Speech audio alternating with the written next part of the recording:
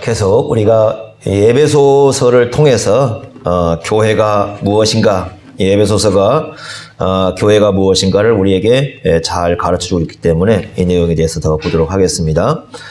에베소서를 쓸 때 사도 바울은 그 감옥에 갇혀 있었습니다. 감옥에 갇혀 있지만 그의 마음은 늘 교회에 대한 생각이었습니다. 그래서 이 교회에 대한 사랑이 얼마나 이 바울에게 깊이 있는가 하는 것을 우리가 생각해 볼 수가 있는데, 왜 에베소 교회에 이런 에베소서라는 이 교회의 중요한 내용들을 편지를 보내느냐. 이 에베소 교회는요, 우리가 요한계시록 7교회 중에서도 맨 처음에 나오잖아요. 그만큼 그 소아시아에서 중심이 되는 교회였어요. 그러니까 에베소 교회가 제대로 세워지면 이 교회다운 모습의 어떤 그 모델로 세우려고 하는 거죠. 그러니까 소아시아 이 지역에 여러 교회가 있지만 이 에베소 교회를 이 모델로 세우려고. 그러니까 3년 동안 또 말씀을 가르친 곳이잖아요. 그래서 에베소 교회를 모델로 이런 교회가 주님께서 원하시는 교회다라고 교회가 딱 세워지면 그 주변에 있는 모든 교회들이 야, 저 에베소 교회 같은 저런 교회를 우리가 이뤄내야 되겠다. 이런 마음을 갖지 않겠습니까? 그래서 그런 마음을 먹을 수 있도록 이 에베소 교회에다가 특별히 이제 그 교회가 무엇인가 이런 것들을 풍성히 이렇게 가르쳐 주는 것을 볼 수가 있습니다. 우리 시대의 교회의 모델, 어떤 교회를 우리가 닮아가야 되고 어떤 교회를 이루어가야 될까? 모델되는 교회가 어떨까라고 물어봤을 때 우리 한국 교회는 그 사람 많이 모이는 교회가 모델되는 교회 이렇게 되어 있어요. 네. 그야말로 심각한 문제가 있는 겁니다. 그러니까 이 모델되는 교회는 사람이 많은 교회가 아니고 그 수가 몇 명이 되든지 하나님께서 원하시는 그 교회, 그러니까 주님께서 피로 값주고 사셔서 세우려고 했던 그 교회의 모습을 드러내야 그 교회가 진정한 모델이 되는 교회가 될 수 있는 거죠. 그런 의미에서 우리도 이제 생각해 봐야 될 것은 과연 우리 교회는 모델 될 수 있는 교회인가, 이런 부분도 하나님의 말씀을 통해서 잘 점검해 봐야 되고, 그 다음에 우리는 그러한 교회를 이루기 위해서 얼마나 우리 자신을 드리는가. 그러니까 우리가 헌신한다고 할 때는요, 가장 그 중심에 있을 때는 두 가지입니다. 첫째는 말씀에 대한 헌신입니다. 그러니까 하나님 말씀에 대한 헌신이 없이는 참된 헌신이 이루어질 수 없고, 두 번째는 주님의 몸 된 교회를 이루는 데 있어서 우리 헌신이 돼야 된다. 그러니까 우리 주님께서 원하시는 그런 교회가 이루어지도록 우리 자신을 드릴 때에 그게 진정한 이제 헌신이 이루어지는 출발점이라고 우리가 볼 수 있습니다. 오늘 말씀은 그 교회가 무엇인가를 그려주는데 세 가지를 우리에게 가르쳐 주는데, 첫째는 시민. 그러니까 이게 시민이라는 것은 그 한 나라의 백성임을 의미하는 거잖아요. 우리가 첫째는 교회라는 게 뭐냐 그랬을 때 하나님 나라의 백성이다 하는 걸 첫째로 가르쳐 주고요. 두 번째는 이 19절에 보면 권속이라는 말하고, 권속. 그러니까 권속이라는 말은 가족이죠. 가족. 하나님 나라의 가족이라는 그런 의미를 갖고요. 세 번째는 20절에서 22절까지는 22절에 하나님이 거하실 처소가 나오는데, 이 하나님이 거하실 처소는 구약에서 성전의 의미죠. 그러니까 20절부터 22절까지는 이 성전의 의미를 우리에게 가르쳐주고 있습니다. 그래서 교회가 뭐냐 그랬을 때 세 가지 큰 그림을 그려주는데, 시민, 권속, 그 다음에 처소, 말하면 백성, 가족, 성전, 이 세 가지가 이 교회를 이루는 아주 중심 용어라고 우리에게 잘 설명해 주고 있습니다. 자, 첫째로 그래서 우리가 봐야 되는 것은 시민이라는 개념입니다. 어디를 보시냐면 19절 보십시오. 이렇게 말씀했습니다. 그러므로 이제부터 너희는 외인도 아니요 나그네도 아니요 오직 성도들과 동일한 시민이요, 이렇게 말씀을 했습니다. 18절에 보시면 18절, 이는 그로 말미암아 우리 둘이, 여기서 둘은 유대인과 이방인입니다. 서로 완전히 적대 관계에 있었던 유대인과 이방인이 한 성령 안에서 아버지께 나아감을 얻었다, 이렇게 말씀을 합니다. 그래서 이제는, 그러니까 19절 그러므로는 그 말인데, 그러므로는 18절과 연관이 되죠. 그러니까 둘이 한 성령 안에서 아버지께 나아감을 얻게 되었기 때문에 이제부터는 너희가 누가 아니다? 외인이 아니다. 그 다음에 나그네도 아니다, 이렇게 말씀을 합니다. 외인과 나그네라는 말은 무슨 말이냐면 아마 이걸 좀 생각하면 쉬울 것 같아요. 외국인 가운데 그 우리나라 들어와 있는 사람들 있죠. 어제 들어와 있는데 우리나라 그 시민권을 갖지 못하는 사람, 국적을 갖지 못하는 사람들 보면은 의료 혜택 못 받죠. 아파도 병원을 갈 수는 있지만 의료 혜택은 못 받습니다. 그죠? 의료보험 혜택이죠. 의료보험 혜택.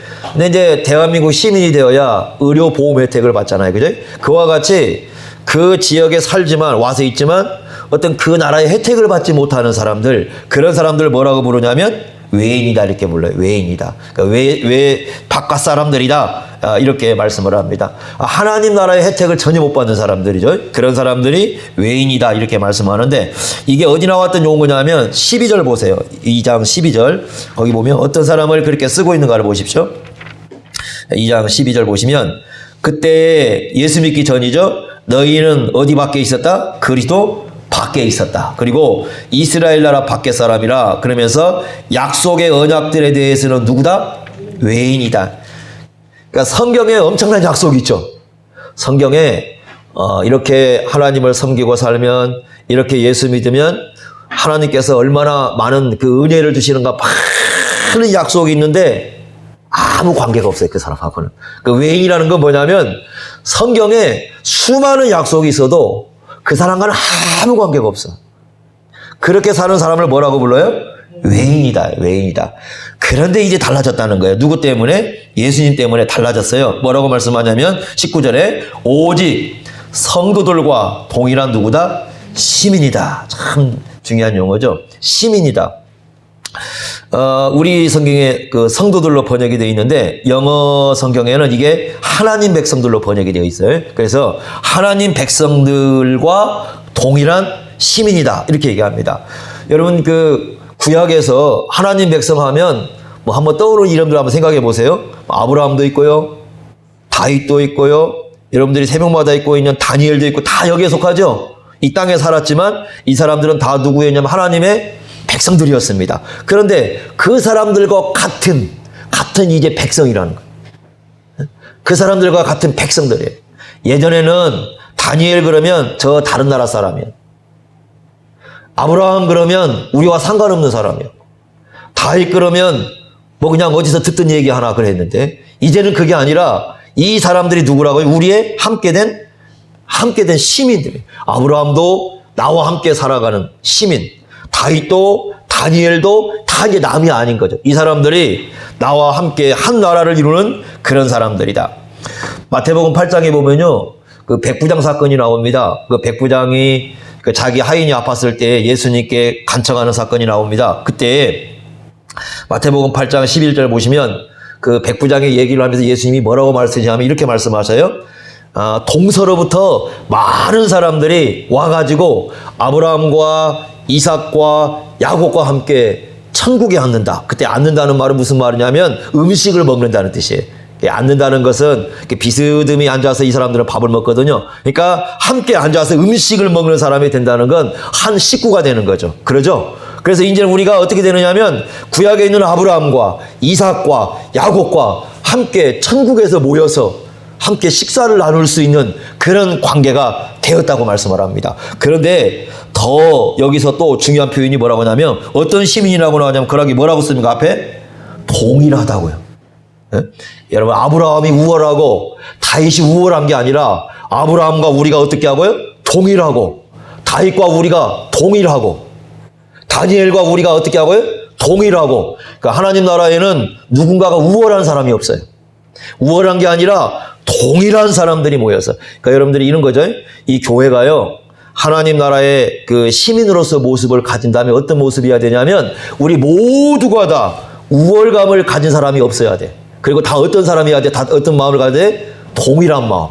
아브라함과 우리도 동일하다고 하는데 교인들 사이에 어디 우위가 어디가 있겠습니까? 다 동일한, 너와 나는 다 동일한 하나님 나라의 누구다? 시민이다, 시민.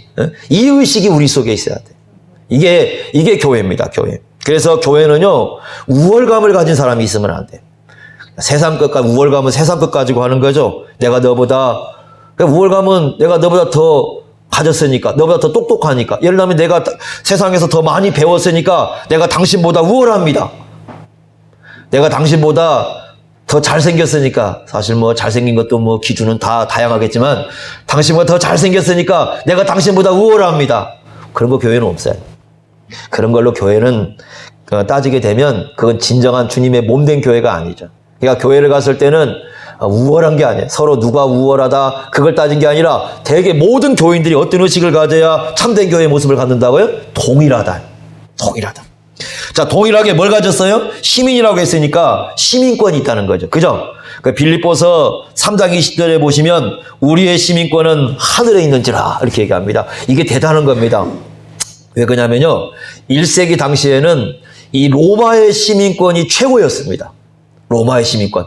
그러니까 바울은 로마의 시민권 가진 사람이잖아요. 그 당시 로마의 제국이었고요.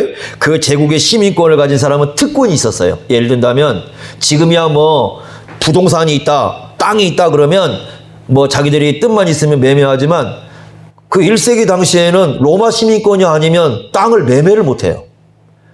땅을 매매하는 것도 특권입니다. 또 이 법을 따라서 재판을 받을 수 있는 사람도 로마의 시민권을 가져야 그렇게 받아요. 로마의 시민권을 갖지 않으면요 법의 보호를 못 받습니다. 이 불행한 건 뭐냐면 1세기의 여성들에게는 아무도 시민권이 없었다는 거예요. 그 1세기 당시에 참 그게 문제가 있죠. 그죠? 그리고 로마 시민권을 가지면 고문할 수도 없고 채찍질도 못 합니다. 십자가 처형도 예수님이 십자가 처형을 당했는데 만약에 로마의 시민권을 가졌다면 십자가 처형을 할 수가 없습니다. 공적인 직무, 지금은 뭐 공무원이라고 부르는데 그런 공무원 자리도 로마의 시민권을 가진 사람만 나아갈 수가 있어요. 그러니까 로마 1세기 당시에는 그 로마 시민권을 가진 것이 대단하게 여겨졌고 가장 큰 자랑거리였습니다. 그 사도행전 22장에 보면 어떤 사건이 있느냐면 천부장이 그 바울을 만나가지고 하는 얘기가 하나가 있습니다. 바울이 나는 로마 시민권을 가졌다 이렇게 얘기하니까 천부장이 바울에게 뭐라고 하냐면 나는 돈을 많이 들여가지고 시민권을 얻었다 이렇게 얘기합니다. 돈을 많이 주고라도 얻고 싶은 것이 시민권이죠. 그죠? 그랬더니 바울은 뭐라고 하냐면 나는 나면서부터 시민권이 있어. 그럼 누가 더 세요? 어쨌든 나면서부터 시민권 얻은 사람 훨씬 세겠죠. 그러니까 바울이 나는 나면서부터 시민권 가졌어. 그러니까 천부장이 객소리 못하고 바울은 어떻게 이게 보호를 해야 될까? 여러분 그렇게 생각하지 않습니까? 그런데요. 바울은 그 로마의 시민권을 자랑하지 않습니다. 나는 이 사람들이 세상에서 자랑하는 이 로마의 시민권 나는 그게 중요한 게 아니라 지금 우리에게는 뭘 가지는 게 중요한 거다? 저 하늘나라의 시민권을 가진 것이 이게 진짜 가치가 있다. 세상에서 그 제국의 영광, 그 로마 제국이라는 그 영광 속에서 이 자랑하던 그 당시의 시민권, 나에게 큰 의미가 없다. 나에겐 정말 중요한 것은 저 영원한 하나님 나라의 시민권이다. 그런데 그 시민권을 가진 사람들이 다 어디에 모여있다? 교회 안에 모여있다. 그래서 이 바울은요, 이 교회라는 게 뭐냐면 이 하늘의 시민권을 가진 너무도 영광스러운 세상과 그 어떤 것도 비교할 수 없는 그 가치를 가진 존재들이 바로 교회라는 거예요. 그래서 여러분들이 이 교회라는 건요, 이런 겁니다. 우리가 그 예수님 비유 중에 보면은 부자와 나사로가 같이 죽잖아요. 이 사람은 날마다 호화롭게 잔치하고 죽고 한 사람은 이 개가 와도 어떻게 할 수 없는 그런 삶을 살다가 죽었어요. 그런데 중요한 건 뭐냐면 그 아무것도 아닌 그 나사로 거지처럼 살던 사람, 이 사람은 뭘 가지고 있었어요? 하늘나라의 시민권을 갖고 있었어요. 죽어도 영광스러운 거예요. 왜? 시민권을 갖고 있으니까. 그래서 이 말씀을 하면서 바울은 이렇게 얘기하는 겁니다. 너희들은 하나님 나라의 시민권을 가졌으니까 이제 세상 살아갈 때에 하나님 나라의 시민다운 삶을 살아라. 하나님 백성다운 삶을 살아라. 세상 사람들처럼 살지 말고 하나님 백성답게 이 땅에서 살아야 된다 하는 그 가치를 새롭게 부여해 주고 있습니다. 두 번째는 19절에 뭐라고 있습니까? 또 하나님의 뭐라고요? 권속이다. 하나님의 권속. 이 권속이라는 말은 한 집안 식구라는 뜻이죠. 교회는 그래서 하나님의 가족이다. 여러분 18절 뭐라고 했습니까? 누구에게 나간다고 했어요? 18절에 보니까 아버지께. 하나님이 아버지시잖아요. 한 아버지가 계시고 그 하나님께 나아가는 한 가족이라는 거예요. 우리가 한 가족. 예? 이게 바울이 가르쳐주는 중요한 용어입니다. 가끔 이런 표현을 씁니다. 대형교회는 기업체 같고요. 이제, 우리 같이 규모가 작은 교회는 뭐라고 부르냐면 우리는 가족 같고 이렇게 얘기하거든요. 그런데 교회는 크든 작든 가족과 같은 공동체가 되면 안 되고 가족이어야 됩니다. 교회는 남이 아니에요. 그러니까 이 가족은 영원한 가족인 거예요. 영원한 가족. 가족 같은 공동체를 이루려고 하는 게 아니고 가족을 이루려고 하는 거예요. 가족을. 교회는 가족이에요. 하나님이 진짜 아버지라면 그래요. 그러니까 하나님이 아버지 같은 존재라면, 그러니까 하나님이 아버지가 아니고 아버지 같애라고 하면 가족 같은 존재가 되겠지만 하나님이 아버지라면 가족 같은 공동체가 아니라 가족입니다. 그래서 교회는요, 바울은 한 번도 가족 같아야 된다고 쓰지 않아요. 가족이라고 써요, 그냥. 하나님의 누구다? 가족이다. 굉장히 중요한 거죠. 아우구스티누스가 이런 글을 썼습니다. 교회를 얘기할 때에 이렇게 썼습니다. 우리 사이에 그 어떤 차별도 없이 우리 아버지께 함께 나아갈 수 있는 거 얼마나 좋은가. 황제도 거지도 주인도 종도 한 형제가 돼가지고, 황제가 와가지고 거지를 보고 형제라고 부르고, 거지가 황제를 향해서 형제라고 부르고, 주인이 종을 향해서 형제라고 부르고, 종이 주인을 향해서 형제라고 부르고, 얼마나 이게 좋은 그런 공동체인가. 이렇게 썼습니다. 여러분 어땠습니까? 좋습니까? 정말 어거스틴처럼 얼마나 좋은가 뭐 이렇게 감탄사 쓸 수 있겠어요? 야, 이게 교회가 얼마나 그렇게 좋습니까? 하나님의 가족이라는 것은 여러분이나 저나 다 누구라는 겁니까? 하나님 안에서 한 형제. 예수님 안에서 바라보는 서로는 형제로 보는 겁니다. 빌레몬서를 보면요, 빌레몬에게 그 세상적인 신분은 노예인 사람이 오네시모 아닙니까? 바울이 오네시모를 보내면서 16절에 이렇게 말씀을 합니다. 내가 보내는 오네시모를 사랑받는 형제로 둘 자라. 사랑받는 형제로 둘 자라. 이 말이 무슨 말이냐면 거기 사랑이라는 말이 아가페 사랑이에요. 그러니까 주님께서 아가페 사랑으로 사랑했으니 너희들도 어떻게 사랑해라? 아가페 사랑으로 사랑하라. 이게. 네? 얼마나 중요합니까? 그리고 이렇게 얘기합니다. 바울은 그 오네시모를 향해서 내 신복이라고요. 신복이라는 말은요, 우리말로 하면 신복은 이 어떤 사람 밑에서 아주 죽도록 일하는 사람을 신복이라고 부르잖아요. 근데 그게 아니라 바울의 얘기는 뭐냐면 원어는 심장이라는 말이에요. 이 오네시모는 나의 심장이다. 그래서 이 교회 안에 맺혀진 형제들은 예수님이 목숨을 줬기 때문에, 예수님이 목숨을 주어서 함께 모인 사람들이잖아요. 그러니까 서로를 뭘로 얘기하냐면 심장으로 얘기해. 심장. 자기 심장같이 여겨야 돼요. 자기 심장같이. 고린도전서 8장 11절에 이렇게 말씀했습니다. 그리스도께서 위하여 죽으신 형제라는 겁니다. 여러분, 교회 안에서 형제라고 부를 때는 그 인식을 해야 돼요. 그리스도께서 목숨을 주셨다. 위하여 주셨다. 로마서 14장 15절에도 그리스도께서 대신하여 죽으신 형제다. 그러니까 예수님이 저 사람을 위해서 목숨을 주었다라는 그 아가페 사랑의 의식이 없이는 서로 형제라는 걸 부르는 게 가짜예요, 그거. 거짓말입니다, 그건. 교회가 서로 형제라고 부를 때는, 서로 자매라고 부를 때는 그 인식이 있어야 돼요. 주님께서 저 사람을 위해서 그 아가페 사랑으로 목숨을 주셨다라는 인식이 있어야 돼요. 주님께서 목숨을 주실 만큼 사랑했다면 얼마나 지극히 사랑한 사람입니까? 그러니까 교회라는 것은 한 교회를 이룰 때는 바로 그와 같은 그 사랑을 쏟아 부을 수 있는 그런 대상인 걸 우리가 인식을 해야 됩니다. 시편 133편 1절에 이렇게 말씀했습니다. 한번 따라서 한번 해보세요. 보라, 형제가 연합하여 동거함이 어찌 그리 선하고 아름다운고. 형제가 예수님이 목숨 주어 사랑한 백성들이 모여가지고 연합해가지고 동거하는 것이 홀로 사는 것이 아니라 함께 사는 것이 얼마나 하나님 보실 때 선하고 아름다운가. 여러분, 하나님 보실 때 이게 얼마나 아름다운 모습인가를 생각해 봐야 됩니다. 예수님이 이 땅에 오셔가지고 그 식사 많이 하셨잖아요. 그 식사 많이 하니까 사람들이 뭐라고 예수님을 갖다가 그 욕했어요? 맨 밥만 먹고 다닌다고 막 욕했잖아요.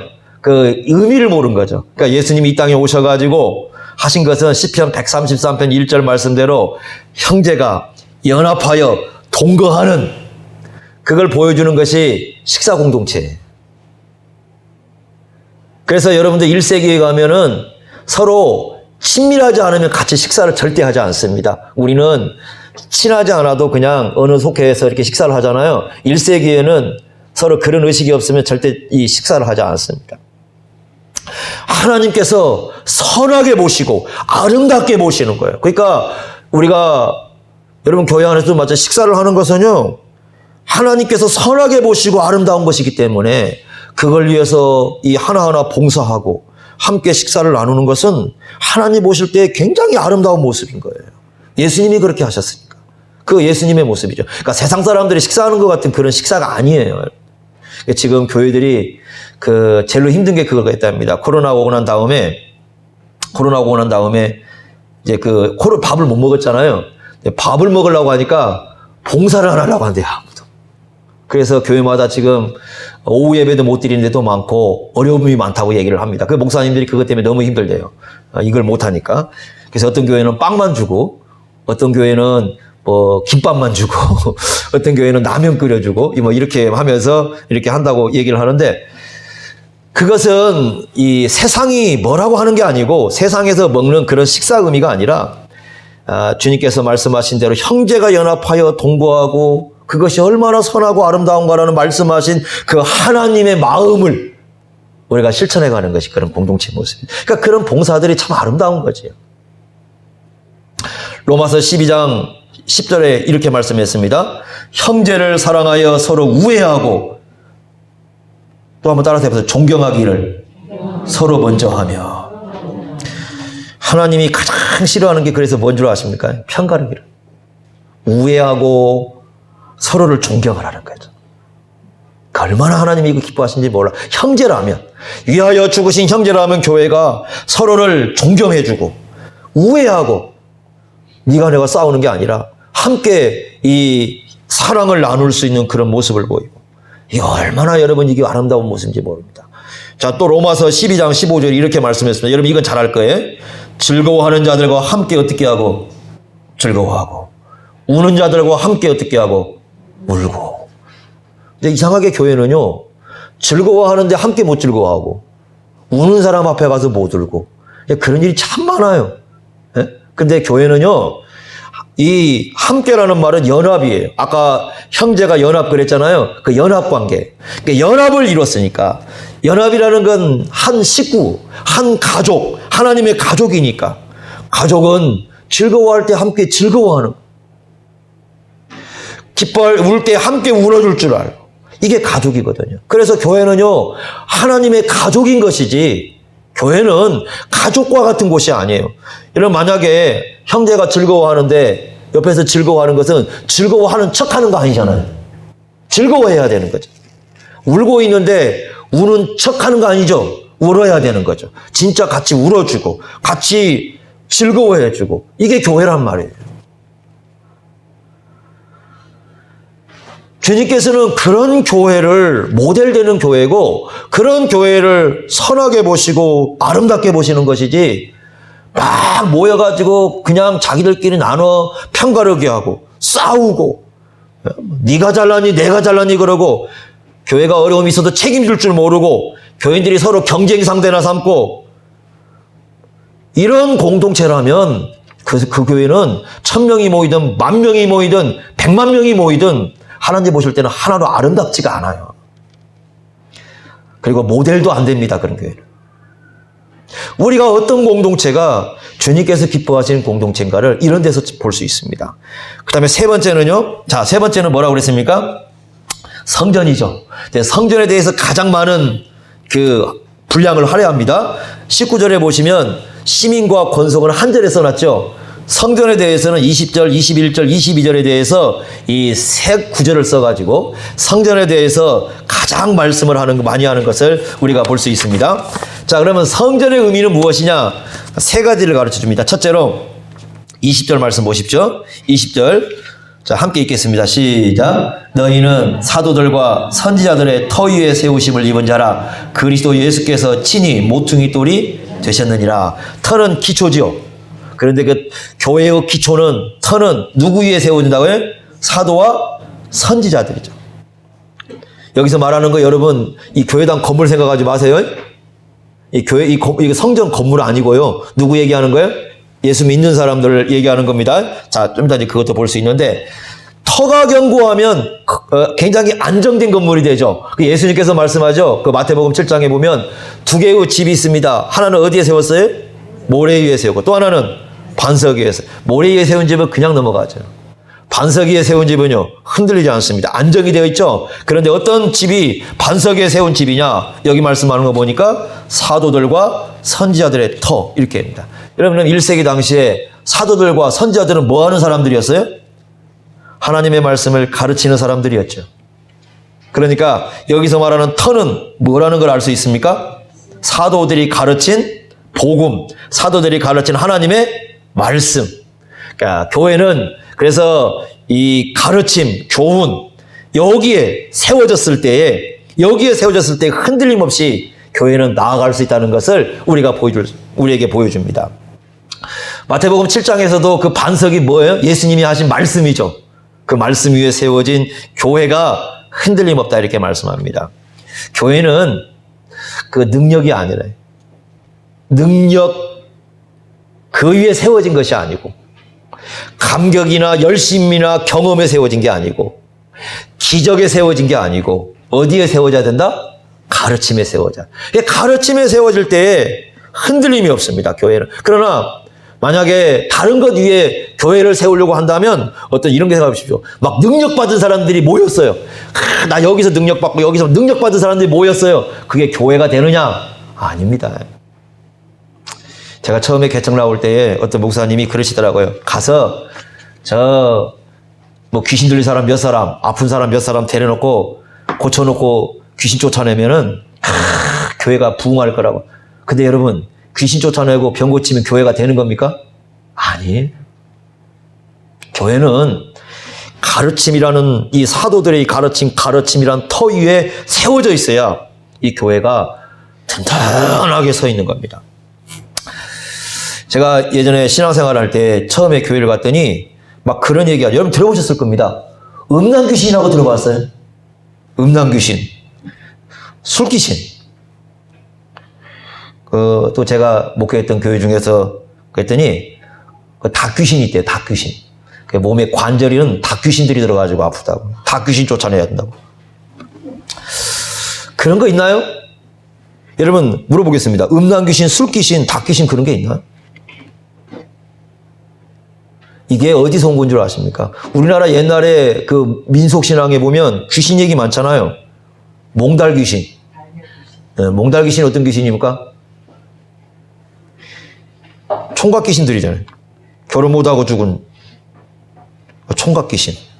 몽달귀신하고 같은 짝을 이루는 게 처녀귀신. 그러면 제 생각에는 이 둘 귀신이 나와가지고 자꾸 사람을 괴롭히는데 몽달귀신하고 처녀귀신하고 둘이 결혼해갖고 살면 얼마나 좋을까? 그리고 애기 귀신, 아기로 죽은 귀신이 있거든요. 귀신이 애기 못 낳으면 아기도 삼고. 물귀신, 그죠? 무덤 귀신. 그 무덤 숭배하는 사람이 제일로 두려워하는 거잖아요. 그 무덤 훼손했을 때 그 귀신이 나온다는 그 무덤 귀신. 동네 앞에 가면 당상나무 있잖아요. 그 나무 귀신. 그 예전에 신대원 다닐 때 저게 이제 공부하다가 한 번은 우리 고기 구워 먹자고. 뭐 신학생들이 가난한 신학생분 고기를 구워 먹을 수 있겠습니까? 그 돌멩이 공장에 가가지고 이렇게 돌이 하나 판판한 거 있어가지고 가서 이제 어느 동네 마을 가가지고 큰 나무가 있죠. 좋더라고요. 그래서 그 나무 밑에서 고기 구워 먹자고 나가서 했더니 이거 뭐 난리가 났어요.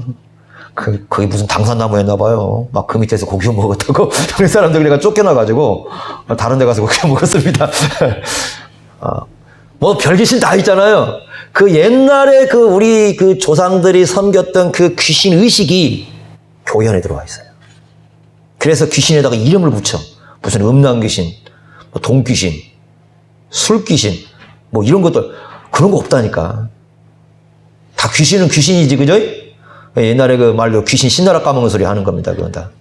귀신은 다 귀신이지, 무슨 귀신이 뭐 이런 귀신 있고, 이런 귀신이 어디가 있습니까? 이름 붙이는 게 어디가 있냐고, 그런 거. 그 성경에 나와 있지도 않고. 다 자기들이 만들어가지고 옛날 그 무속신앙에서 가져와가지고 그 붙여놓는 거죠. 그러니까 사도들의 가르침을 보면, 성경의 가르침을 보면 그 잘못된 게 다 보이잖아요.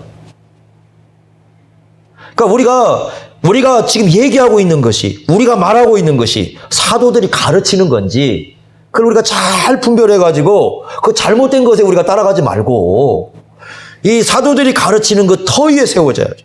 그죠? 그런데 또 사람들이 헷갈릴까 봐서 사도 바울은 친절하게 그 터의 중심이 누구라고 말씀합니까? 거기 보시면 그리스도 예수가 친히 모퉁이 돌이 되셨다. 그래서 사도들이 가르치는 터의 중심은 예수님이셔요. 그러니까 사도들이 가르치는 그 가르침의 핵심은 예수님이시고, 그 예수님이야말로 교회의 기초가 되시는 분이고, 그죠?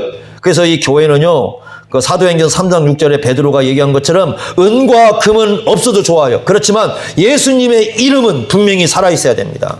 그게 교회예요. 나사렛 예수의 이름은 분명해야 됩니다. 나팔 소리가 분명해야 됩니다. 교회가 이 부는 나팔 소리는 분명해야 됩니다. 누구여야 됩니까? 예수 그리스도이셔야 돼요. 그래서 교회는 예수님을 가르치고 예수님에 대한 얘기를 듣고, 그래서 우리가 다 예수님 그 하루에 와서 예수님이 어떤 말씀을 하시는가 그 말씀을 듣고 우리가 예수님께 순종하면서 이 살아가는 삶을 살아야 교회는 진정한 성전으로서의 의미를 갖는 겁니다. 성전으로 의미를 가져. 두 번째는 21절에 뭐라고 말씀합니까? 보시겠습니다. 21절 같이 한번 읽습니다. 시작. 그의 안에서 건물마다 서로 연결하여 주 안에서 성전이, 이 되어가고라는 말씀을 그 옆에다 한번 써보세요. 자라가고로 한번 이렇게 번역을 다시 한번 해보세요. 이게 이 건물이라고 해가지고 되어가고라고 써놨는데 그 원문은 자라난다는 뜻입니다. 이게 어떤 말씀하고 같은 말씀이냐면 고린도전서 3장 6절 7절 보시면 자라게 하시는 분은 하나님이라고 가르치죠. 그 잘한다는 말하고 요 말하고 같은 말이에요. 그러니까 이 성전을 번역한 사람이 이 건물로 생각하니까 지금 이 건물로 생각하면 안 돼요. 그러니까 사람으로 생각을 하셔야 됩니다. 건물은요, 처음에 아무리 좋게 지내도 시간 가면 점점 이게 안 좋아지잖아요. 네, 사람은 끊임없이 어떻게 합니까? 자라나는 거잖아요. 그러니까 여기서 말씀은 자라나는데 중요한 건 뭐라고 되어 있냐면 건물마다 서로 어떻게 되어 있다? 연결되어 있어요. 그래서 이 교회라는 건 성전이라고 했을 때는 연결되지 않으면 지체가 아닙니다. 건물은 연결되어 있어요.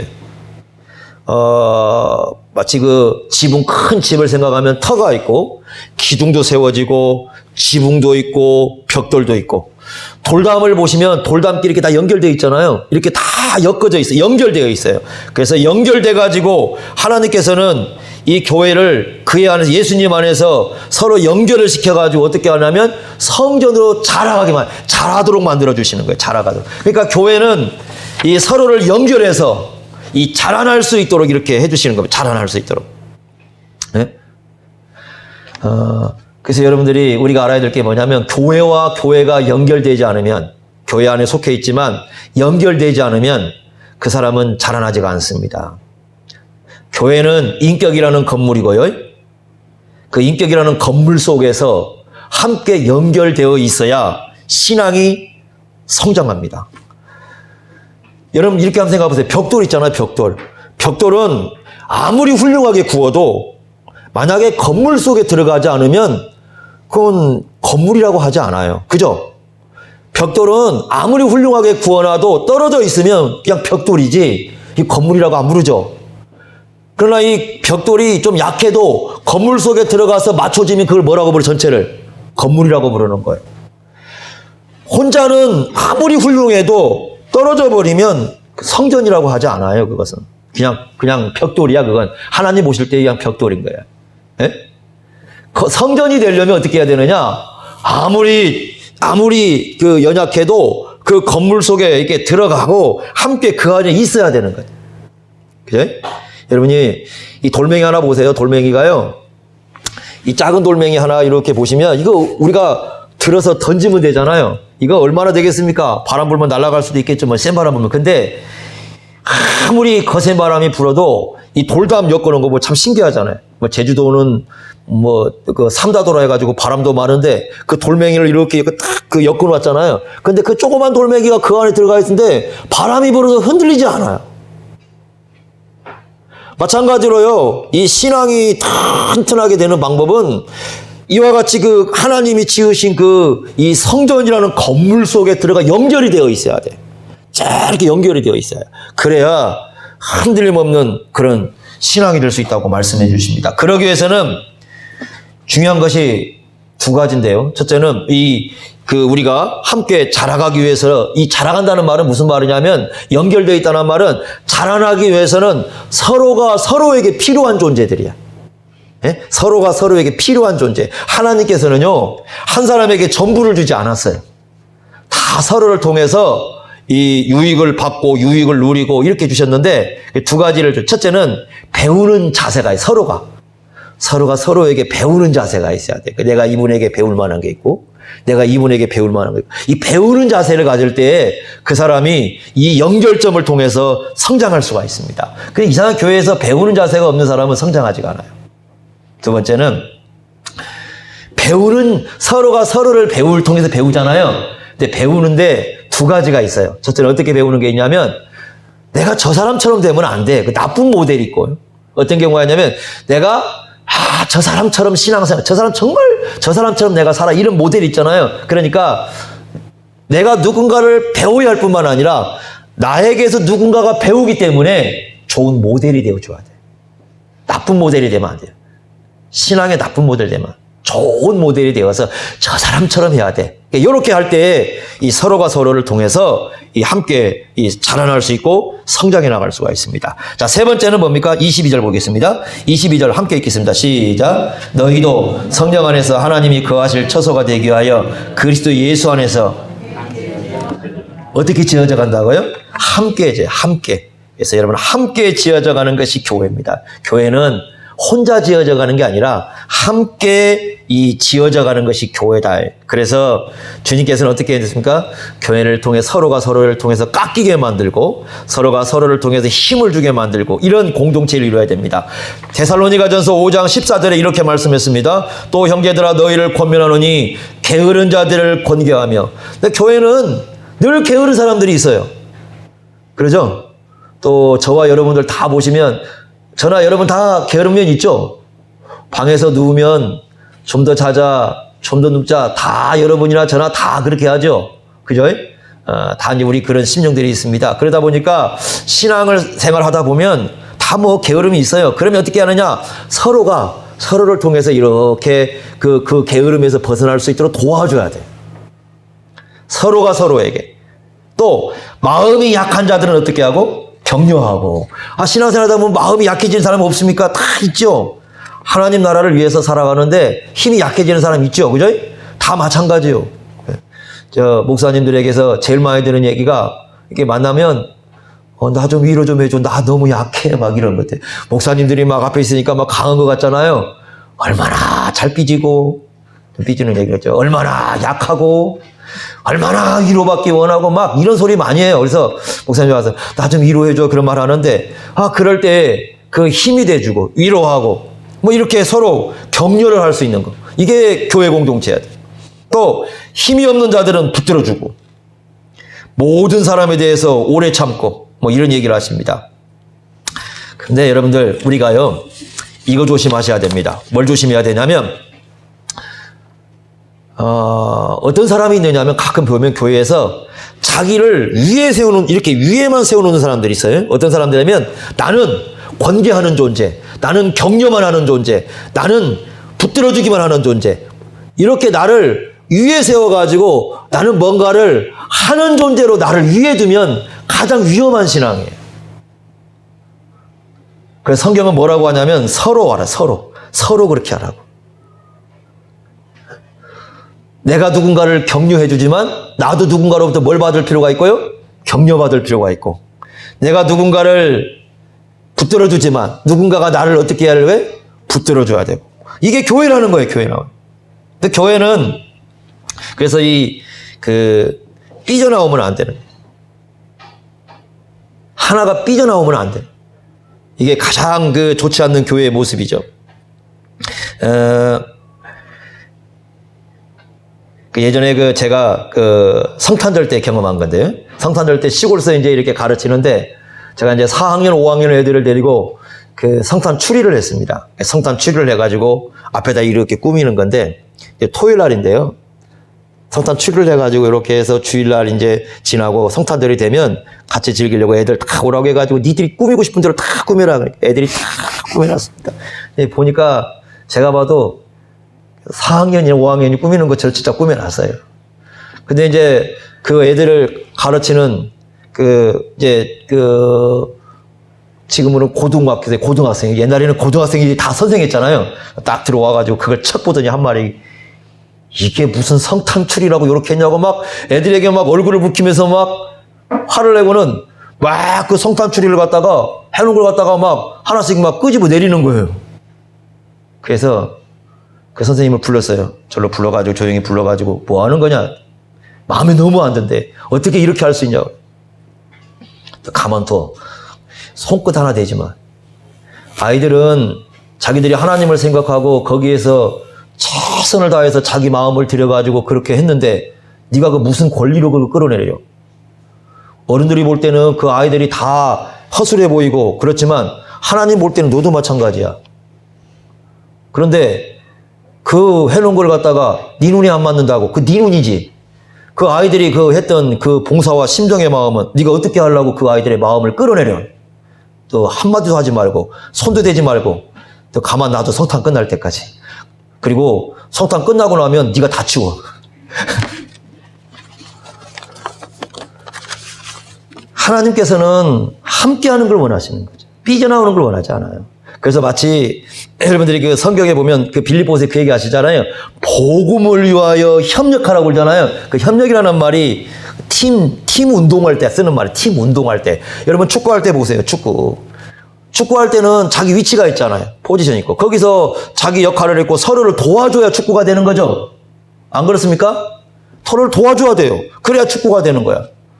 수비하던 사람이 막 골 넣겠다고 저 위로 가 있고, 골키퍼가 열받아가지고 골 넣겠다고 저 위에 가가지고 골 먹고 그러잖아요.